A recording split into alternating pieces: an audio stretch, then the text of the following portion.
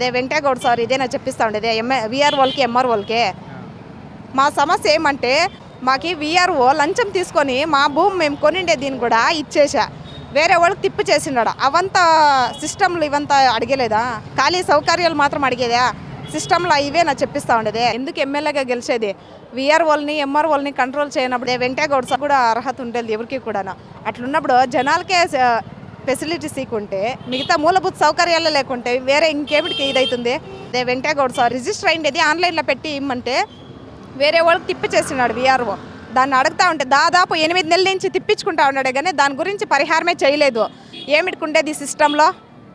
దాని గురించి అరికట్టేవాళ్ళు ఎవరు లేదా లంచాలు మాత్రం తీసుకోవచ్చు దీని గురించి ఎవరు మాట్లాడేవాళ్ళు లేదా మడక తినేదే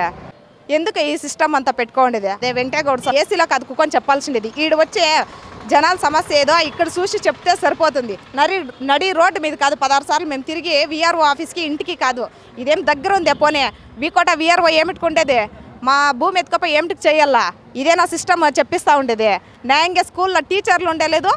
అట్లా అంతా చూసేది ఇచ్చిపెట్టేసి వాళ్ళు ఇదేమో వాళ్ళు గెలిచేదేమో వాళ్ళు బతికేదేమో వాళ్ళు చూస్తే మిగిలిన అందుకే గవర్నమెంట్ సిస్టమ్ అయితే టీచర్స్ సరిగా లేరు